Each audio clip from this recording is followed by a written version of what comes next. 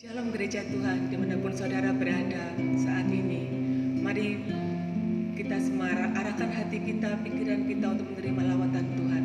Karena kita percaya kita semua mengalami kebaikan Tuhan, amin. Mari kita mau sembah Dia melalui pujian ini. Karena roh Allah yang hidup sudah menguasai hidup setiap kita.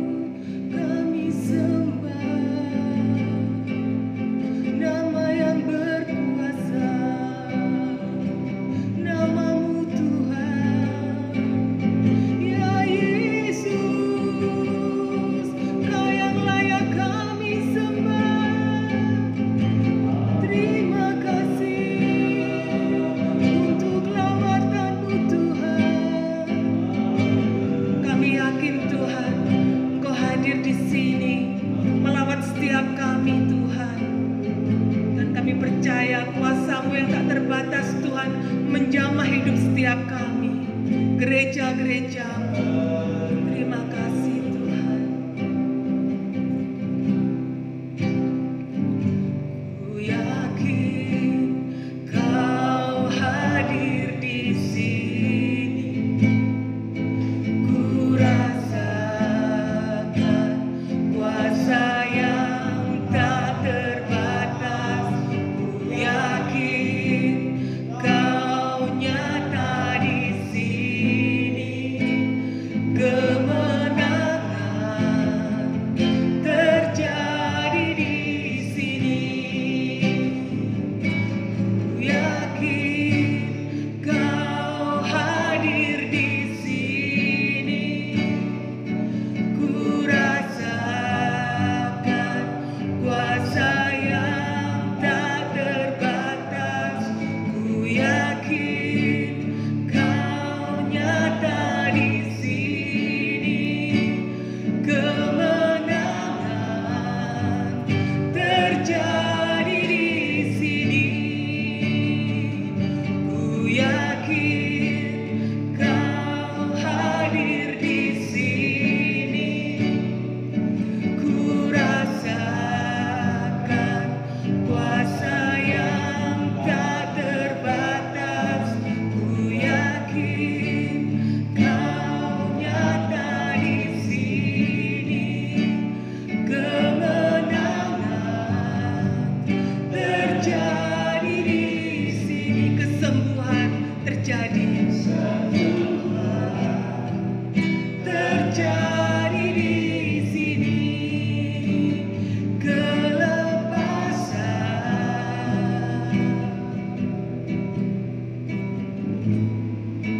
terjadi di sini. Terima kasih Bapa untuk lawatan-Mu pada saat ini Tuhan. Setiap kami Tuhan, dimanapun kami berada Tuhan, kami percaya Engkau menjamah setiap kami. Ya Roh Kudus, kuasa-Mu Tuhan melingkupi setiap kami Tuhan. Dan kami percaya Tuhan, pada kesempatan saat ini Tuhan, Engkau melawat setiap kami, menjamah hidup kami Tuhan. Karena kami percaya hadirat-Mu Tuhan ada kuasa kemenangan, kuasa kebangkitan, kuasa kelepasan. Dan mari Tuhan, Engkau bimbing setiap kami Tuhan untuk menerima kebenaran firman-Mu. Kami buka hati kami dan kami percaya Roh Kudus yang memberi pengertian pada setiap kami. Dan di dalam nama-Mu Tuhan Yesus, kami mau menerima kebenaran firman-Mu. Haleluya. Amin.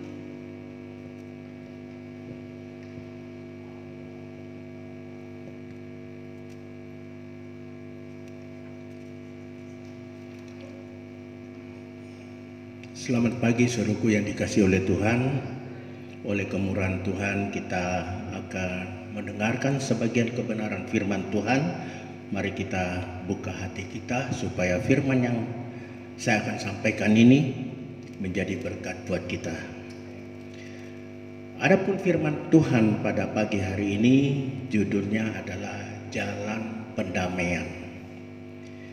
Kenapa kita menggunakan tema ini? Sebab kita tahu bahwa antara kita sebagai manusia yang berdosa itu ada perseteruan dengan Tuhan. Nah, perseteruan itu hanya dapat diselesaikan apabila Tuhan berkenan untuk mengadakan pendamaian dengan kita, rekonsiliasi dengan manusia berdosa. Sekalipun kita berusaha dengan segala macam usaha kita tidak mampu untuk menciptakan pendamaian dengan Tuhan. Jadi pendamaian itu semata-mata terjadi oleh karena anugerah Tuhan, oleh karena kasih Tuhan. Nah, itu sebabnya pada pagi hari ini mari kita akan baca di dalam Roma pasal 5 ayat yang ke-6 sampai yang ke-11. Saya akan bacakan demikian bunyi firman Tuhan. Roma 5 ayat 6 sampai 11. Demikianlah bunyi firman Tuhan. Karena waktu kita masih lemah, Kristus telah mati untuk kita, orang-orang durhaka, pada waktu yang ditentukan oleh Allah. Sebab tidak mudah seorang mau mati untuk orang yang benar, tetapi mungkin untuk orang yang baik ada yang berani mati. Akan tetapi Allah menunjukkan kasih-Nya kepada kita oleh karena Kristus telah mati untuk kita ketika kita masih berdosa. Lebih-lebih karena kita sekarang telah dibenarkan oleh darah-Nya, kita pasti akan diselamatkan dari murka Allah. Sebab jika kita ketika masih seteru diperdamaikan dengan Allah oleh kematian anaknya, lebih-lebih kita yang sekarang telah diperdamaikan pasti akan diselamatkan oleh hidupnya. Dan bukan hanya itu saja, kita malah bermegah dalam Allah oleh Yesus Kristus Tuhan kita, sebab oleh Dia kita telah menerima pendamaian itu. Amin.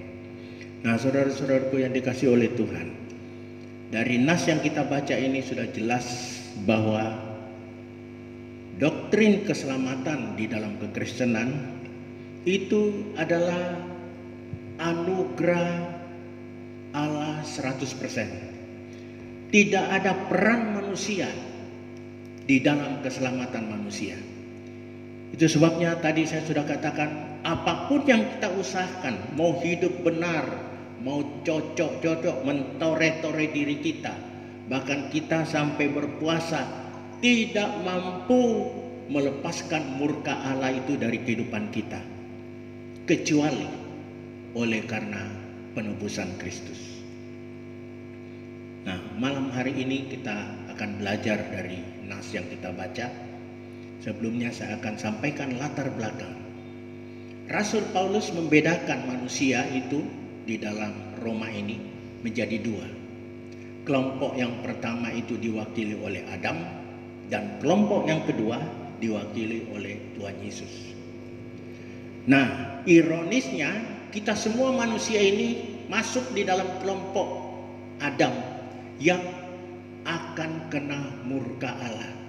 Karena di dalam Roma 3 ayat 23 dikatakan semua orang sudah berdosa dan kehilangan kemuliaan Allah. Sehingga kita ini sepatutnya manusia yang patut dimurkai oleh Allah.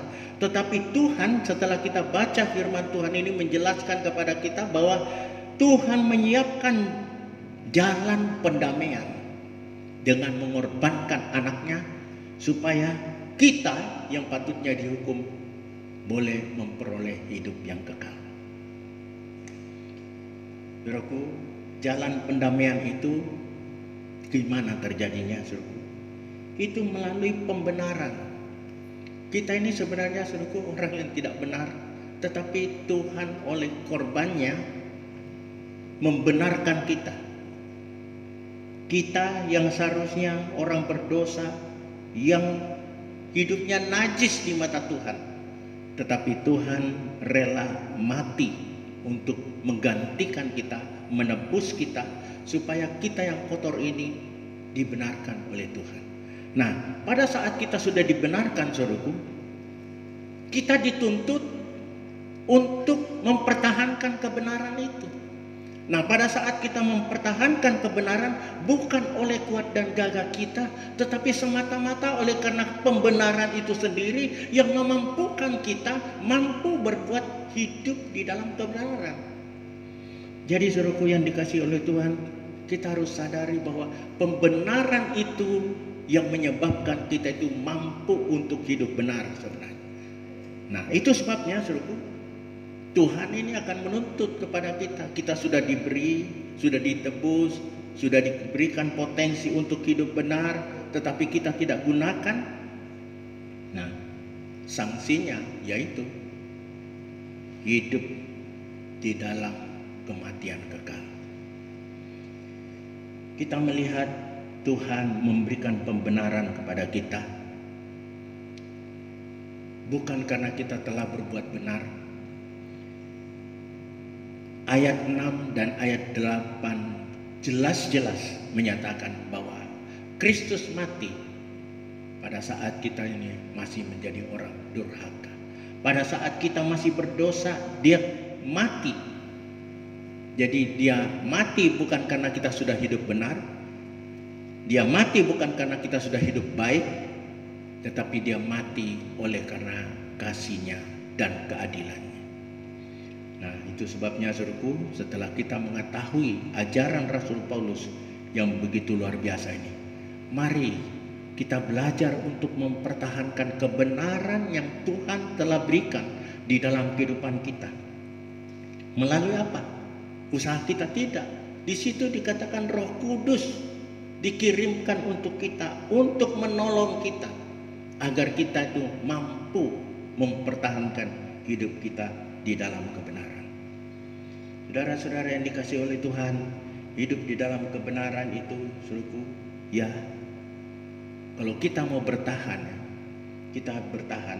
Kalau hidup di dalam benar, itu pasti ada tantangannya, ada hambatannya, saudara. Ya, sesuatu yang baik itu pasti ada tantangannya. Itu sebabnya Albert Einstein mengatakan begini, saudara. Dunia ini rusak bukan oleh karena perbuatan orang jahat, tetapi orang baik tidak mau terlibat di dalamnya. Kenapa orang baik tidak mau terlibat untuk memperbaiki? Resikonya itu Tuhan Yesus, resikonya kan. Kita lihat Rasul Paulus menderita karena kebenaran. Jadi orang-orang yang mau hidup benar, tantangannya banyak. Tetapi kalau kita mau hidup sakarepe dhewe, saudaraku, itu seperti kotoran itu yang hanyut, tidak ada yang tantangan, mengalir saja sampai ke laut. Tetapi sesuatu, saudaraku, seperti ikan salmon itu, kalau dia mau bertelur, saudaraku, dia itu kembali kepada tempat habitat di mana dia beranak pinak. Dia kembali, dan kembali itu, saudaraku, dia harus lawan arus. Kalau dia tidak mau beranak, tidak mau bertelur, ya dia tinggal aja di situ. Tapi pada saat dia mau beranak pinak, mengembangkan, maka dia harus melawan arus. Begitu juga kehidupan kita. Kalau kita mau hidup benar, saudaraku, dunia ini menantang kita, tetapi jangan takut. Tuhan telah mengirimkan Roh Kudus kepada kita untuk memampukan kita mempertahankan kebenaran yang Tuhan telah anugerahkan kepada kita. Itu sebabnya Rasul Paulus dalam Filipi mengatakan, kerjakanlah keselamatan dengan takut dan gentar. Karena apa? Keselamatan itu sudah diberikan kepada kita, tinggal kita pertahankan. Puji nama Tuhan. Jadi saudaraku, kalau kita mempertahankan kebenaran yang Tuhan itu, yang membuat kita menderita, nah penderitaan itu membuat kita menjadi tekun, saudaraku.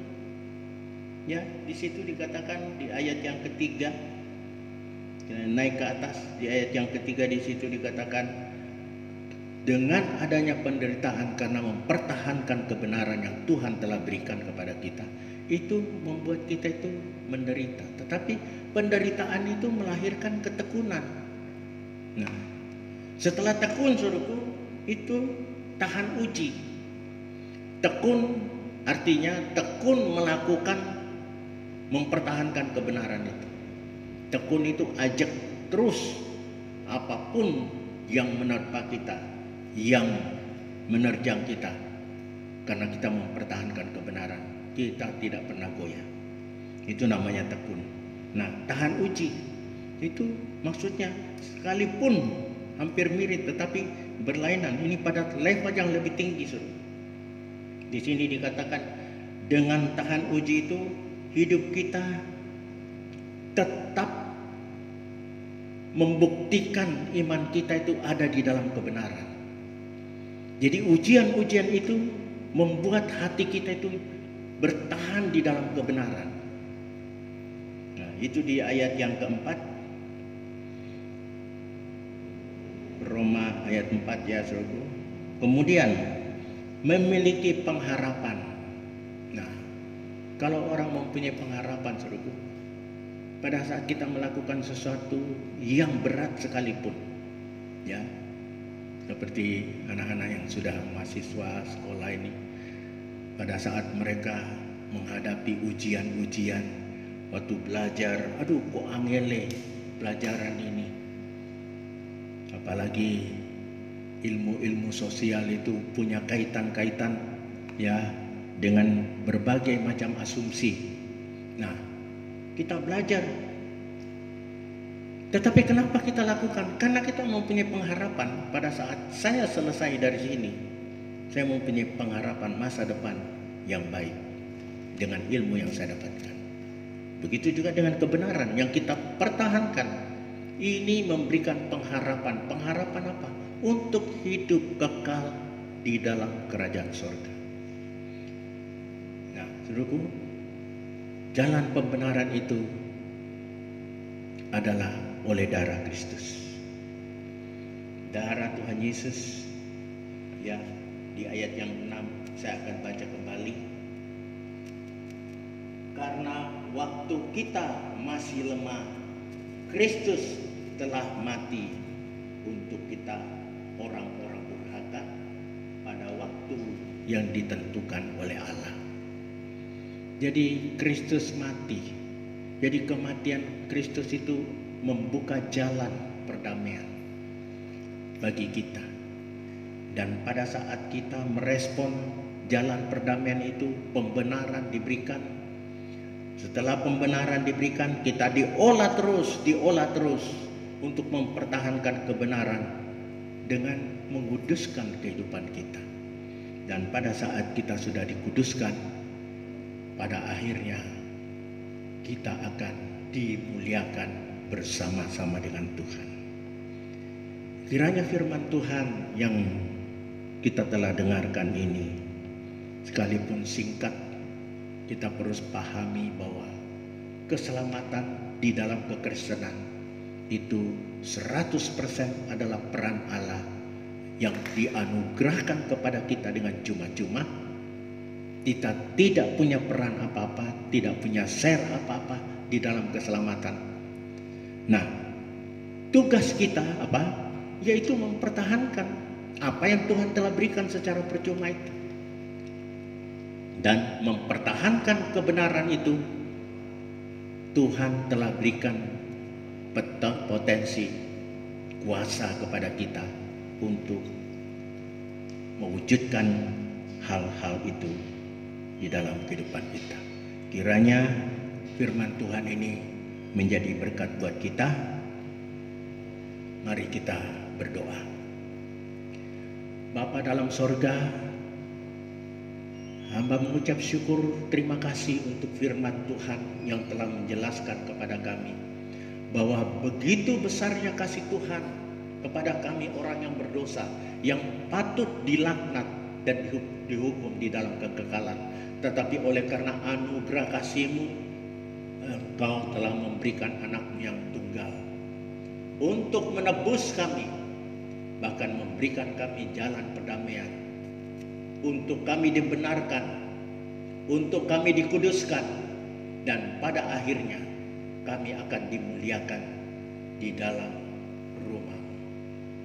Terima kasih Bapa, biarlah firman Tuhan yang telah kami dengarkan ini menjadi renungan di dalam kehidupan kami, dan bahkan oleh Roh Kudus Tuhan memberikan kami kekuatan untuk dapat menjadi pelaku-pelaku firman, sehingga hidup ini bermakna dan berguna bagi hormat dan kemuliaan nama Tuhan. Terima kasih Bapa buat firman Tuhan. Dan sebelum kami mengakhiri ibadah kami, kami tidak lupa berdoa untuk bangsa dan negara kami. Tuhan, pemerintah telah berusaha sedemikian rupa, berusaha dengan bekerja keras untuk mengatasi wabah corona yang sedang melanda negeri kami. Tuhan berikan kekuatan kepada Presiden, Wakil Presiden, dan para anggota kabinetnya. Begitu juga Gubernur, Wali Kota, Bupati, Camat, Lurah, RT, dan RW. Tuhan berkati mereka, berikan kekuatan, biarlah mereka memiliki hikmat untuk mewujudkan kesejahteraan sosial bagi seluruh rakyat Indonesia. Terima kasih Bapak, terima kasih buat kebaikan Tuhan. Kami yakin, nah doa ini kami naikkan dan kami alaskan di atas nama Juru Selamat kami yakin Tuhan akan mendengarnya. Kiranya berkat dari Allah Bapa, cinta kasih dari Tuhan Yesus dalam pertolongan Roh Kudus akan melimpahkan berkat kepada kita semuanya. Berkat jasmani, berkat rohani, mulai saat ini sampai Maranatha Tuhan Yesus kembali pada kali yang kedua. Dalam nama Tuhan Yesus, hamba mohon ini semuanya. Amin. Tuhan memberkati.